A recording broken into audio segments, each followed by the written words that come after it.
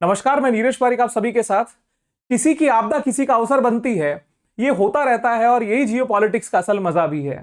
चीन के साथ में जो हो रहा है वो भारत के लिए लाभकारी हो रहा है और वहीं पे अमेरिका ने जो दो सींग निकाल के पूरी दुनिया के अंदर हाहाकार मचाया, उसका लाभ भी भारत को मिल रहा है। अब ऐसी स्थिति में जिस समय पे भारत के विदेश मंत्री एस जयशंकर ने अपनी एक टॉप लेवल डिप्लोमेसी का ऐसा यूज किया है कि अमेरिका के साथी भी उससे दूर होकर भारत की तरफ आ रहे हैं और वो उस बैरियर को भी छोड़ना चाहते हैं कि भाई ये चीन और रूस के साथ रहने वाले देश हैं, हिंदुस्तान के साथ हम कैसे जाएं। बात शुरू करते हैं। हुआ क्या देखिए, चाइना की कंडीशन वर्तमान में जो परेशानी बन रही है वो है डिफ्लेशन। डिफ्लेशन इन्फ्लेशन का विपरीत रूप है। मतलब इन्फ्लेशन का अर्थ है महंगाई और डिफ्लेशन को आप ये समझिए चीजें सस्ती हो रही हैं। सस्ती होने का मतलब ये है कि प्रोडक्शन बहुत ज्यादा है, डिमांड है नहीं। जब कंपनियों ने, वहां की फैक्ट्रीज ने प्रोडक्शन भयंकर किया, डिमांड कम हो गई, तो सस्ते दाम पे चीजें बेचनी पड़ रही है। और ये जो कंडीशन है, ये कंडीशन किसी भी अर्थव्यवस्था के लिए लॉन्ग टर्म में बहुत लाभकारी नहीं होती।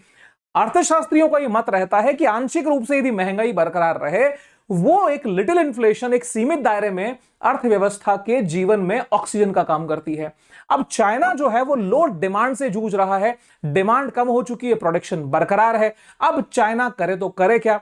दूसरी कंडीशन क्या होती है, ये खबर आप देखिए, लिखा है 33 महीनों से गर्त में फंसता जा रहा चीन, 30 सालों में कभी नहीं हुआ ऐसा। दुनिया के लिए क्या संकेत।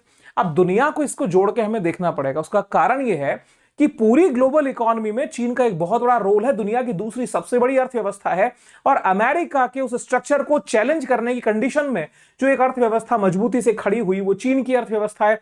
चीन की अपनी एक वैचारिकता की वजह से दुनिया से दूरियां इसकी बरकरार रही हैं, लेकिन आर्थिक जड़ें जो हैं इस बहुत बड़ी जनसंख्या ने अपनी फैला के रखी हैं। दुनिया के अंदर टेंशन होना लाजमी है। खबरें और आर्टिकल ये छपने लगे कि भैया चाइना का जो डिफ्लेशन है ये कॉज ऑफ कंसर्न, एक चिंता का विषय पूरी दुनिया के लिए हो सकता है, क्योंकि आर्थिक जड़ें जो जुड़ी हैं। क्योंकि अगर चाइना का मार्केट क्रैश करता है, चीन की अर्थव्यवस्था में हलचल होती है, तो विशेष रूप से वो विकसित देश जो अपने दूसरे ठिकाने तलाश रहे हैं, जिन्होंने चीन में इन्वेस्टमेंट किया हुआ है, उनके लिए तो सर पे सलवट आने वाला काम हो ही जाएगा। अब ऐसी स्थिति में क्या होता है, वो एक स्वस्थ विकल्प की तलाश करते हैं कि कहां जाया जाए। तो 140 करोड़ का ये हिंदुस्तान उनको एक बहुत बड़ा मार्केट नजर आता है। तो जनसंख्या तो चीन में भी बराबर ही है, लगभग कुछ कम होगी, लेकिन चीन की बहुत बड़ी जनसंख्या है। तो फिर हिंदुस्तान क्यों? वो इसलिए क्योंकि हिंदुस्तान में डिमांड भी बरकरार है, हिंदुस्तान की अर्थव्यवस्था ग्रोथ कंडीशन में भी है। आप ये आंकड़ा देखिए कि 2025 में जहां पूरी दुनिया के, अब आंकड़ों को मैच करेंगे तो 26 में हम 3% की ग्रोथ ही दुनिया ले रही है, जो कि पिछले 2.8 से ज्यादा है। ठीक है, वहीं पे इंडिया की ग्रोथ 6.3% की प्रोजेक्टेड है 2026 में, तो दुनिया के मुकाबले डबल से ज्यादा। चाइना 4% के साथ, ब्राजील 2%, यूएस 1.7%, यूके, रशिया वगैरह सारे कंडीशंस डाउन है। यह बात सही है कि अर्थव्यवस्था का आंकड़ा अमेरिका का और चीन का इतना बड़ा है कि उनका 4% भी बहुत होता है, लेकिन तुलनात्मक रूप से जब पोटेंशियल ऑफ ग्रोथ बरकरार है वो हिंदुस्तान है। ये चीज पे ठप्पा फोर्ब्स भी लगाता है। जब उसने आंकड़े जारी किए थे थर्ड क्वार्टर ऑफ 2025 के, तो दिखाया था कैसे हिंदुस्तान की जो ग्रोथ है वो 8% के साथ दुनिया में सबसे ज्यादा चल रही है। मतलब ये है कि भारत के अंदर दुनिया को ये लगने लगा है, दुनिया ये महसूस कर रही है कि इंडिया की जो स्टेबल गवर्नमेंट प्लस स्वस्थ लोकतंत्र यानी हेल्दी डेमोक्रेसी है। दूसरी बात, यहां पर किसी प्रकार की वो मगजमारी नहीं है कि भैया यहां पे आज हमले होंगे या लड़ाइयां होंगी या कुछ होगा। एक सेफ जोन महसूस होता है। और सबसे बड़ी बात, भैया पैसा कमाने का अवसर है, क्योंकि यहां डिमांड भी है और सप्लाई का भी माहौल बढ़िया बना हुआ है। तो ये लोग हिंदुस्तान की तरफ मूव कर रहे हैं। दुनिया की नजर इंडिया के ऊपर है और इंडिया के लिए शुभ संकेत है। कारण, क्योंकि दुनिया ये देख रही है कि हिंदुस्तान के साथ में रह के अच्छी ग्रोथ जो है वो पाई जा सकती है।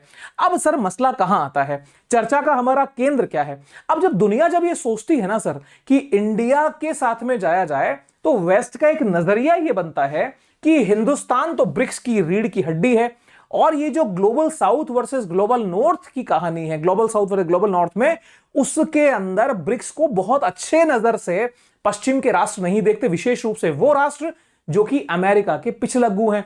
तो जब वो इस पूरे नक्शे के अंदर भारत को तलाशते हैं, तो उनको एक इनसिक्योरिटी आती है कि यार ये रशिया और चाइना के साथ बैठने वाला देश है, तो क्या इसके साथ में जुड़ा जाए, क्योंकि संगति का थोड़ा सा नुकसान हो सकता है, भारत यहां महसूस करे। लेकिन सर इसमें भी एक बड़ा परिवर्तन, बड़ा शिफ्ट आया। क्यों? क्योंकि दुनिया को अपनी ग्रोथ हिंदुस्तान के साथ में नजर आ रही है। अब आपको एक मैं बड़ा ही जबरदस्त एग्जांपल देता हूं, आप इस बात को देखिए और समझिए। यूरोप के देशों में जो ईयू का 27 देशों का समूह है, उस 27 देशों के समूह के अंदर आप ये देखें कि फ्रांस और जर्मनी दो ऐसे देश हैं जिनकी वैचारिक मतैक्यता नहीं है।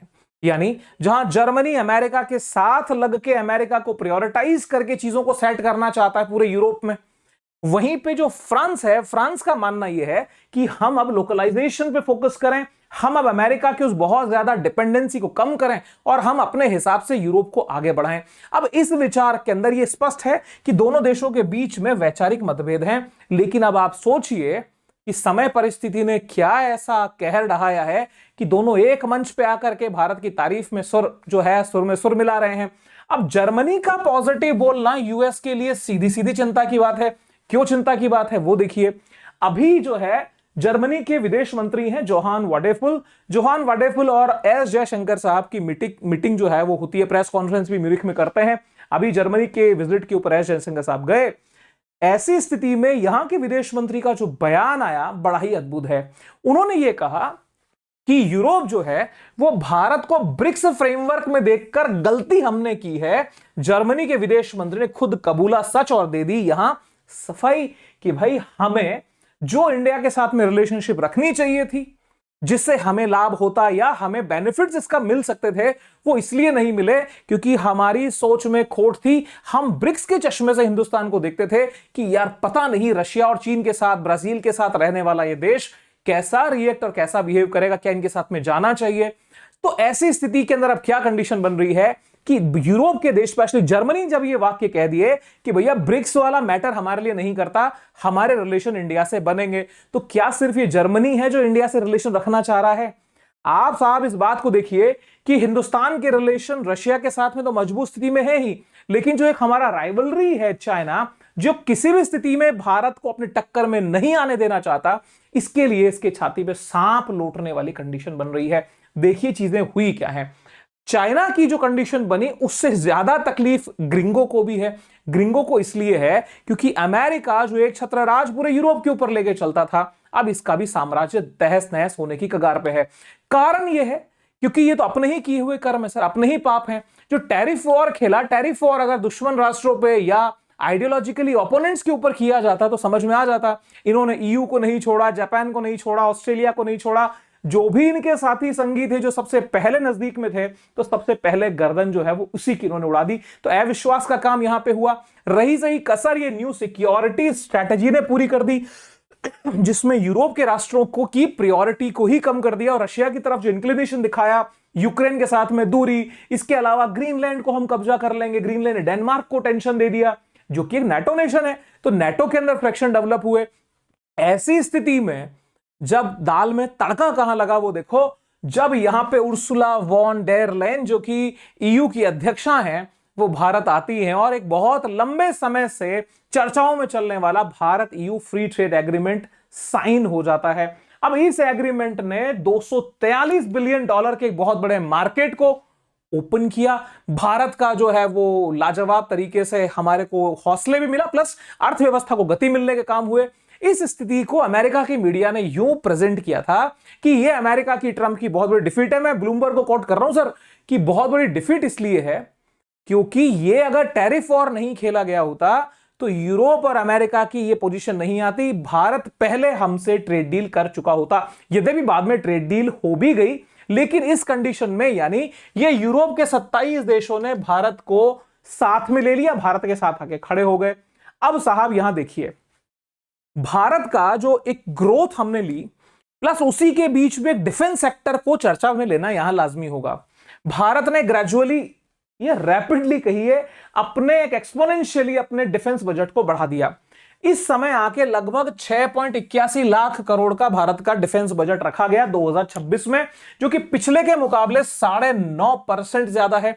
अब आप सोचिए 6,81,000 करोड़ का डिफेंस बजट जो देश लेके चलेगा, तो वहां पे क्या सारी कैपेसिटी हिंदुस्तान में है कि हिंदुस्तान इतने बड़े इस अमाउंट को देश में ही प्रोडक्शन क्रिएट करके हम काम कर लेंगे? जी नहीं, हमें टेक्नोलॉजी भी आउटसोर्स करनी खरीदनी पड़ेगी, आउटसोर्स करिए माफ कीजिएगा, बाहर से हमें मंगवानी है, इंपोर्ट करना है, खरीदना है।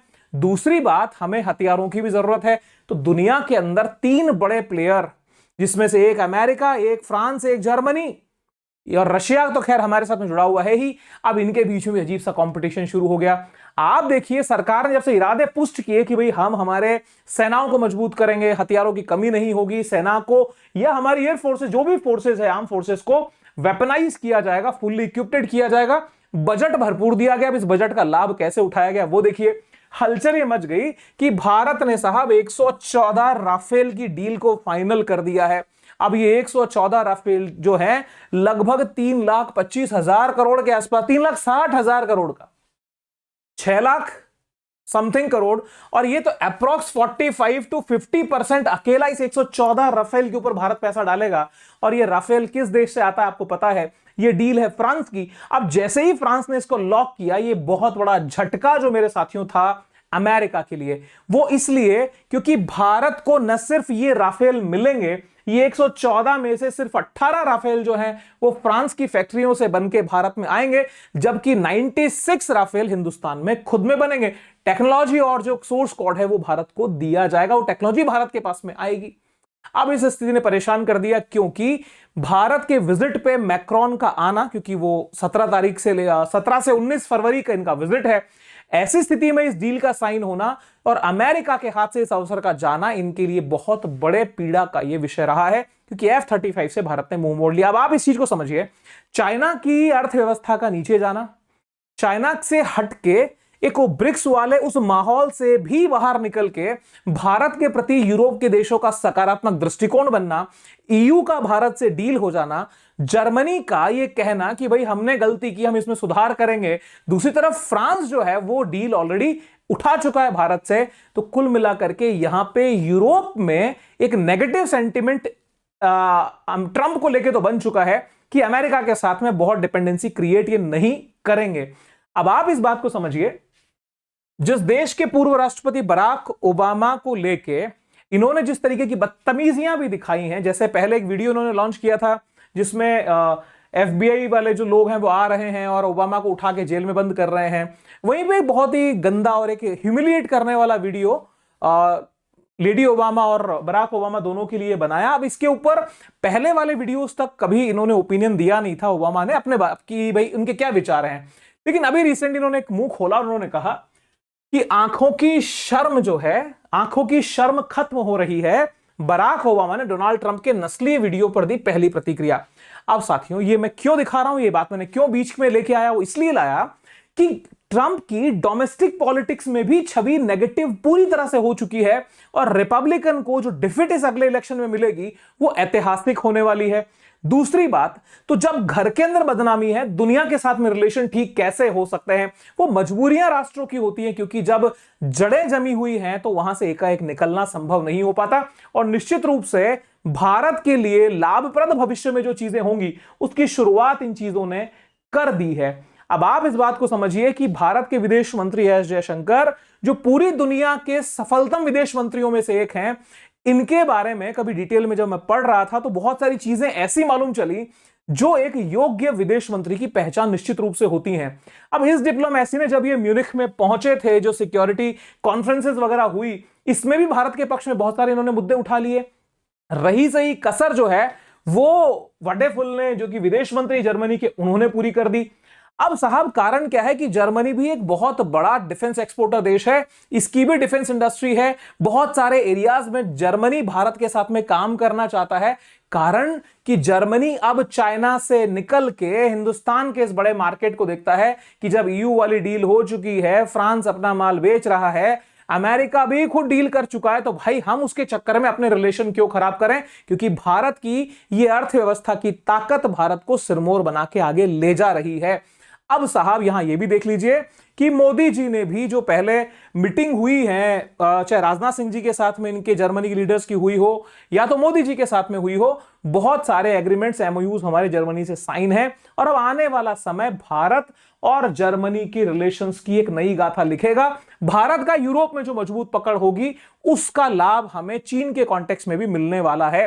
वो इसलिए क्योंकि भारत और रशिया के संबंध अपनी स्थिति में यथावत रहेंगे और भारत को एक्स्ट्रा एडवांटेज, क्योंकि भारत के साथ में अमेरिका भी नेगेटिव रिलेशन नहीं रख सकता, क्योंकि क्वाड के अंदर मौजूदगी में इंडो पैसिफिक में जो ये फोकस अपना बढ़ा रहा है इसमें भारत चाहिए।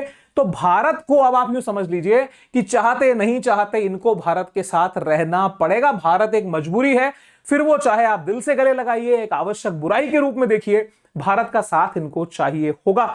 आपकी ओपिनियन क्या है कमेंट बॉक्स में जरूर लिखिएगा। वीडियो कैसा लगा, आपके विचार हमें स्वागत रहेंगे, क्योंकि आपके कमेंट्स, आपका हौसला वर्धन जो आप हमारा करते हैं, हमारे लिए आशीर्वाद से कम नहीं होता है। जरूर कमेंट करिएगा, जिससे वीडियो को ग्रो करने में भी बहुत हेल्प होती है।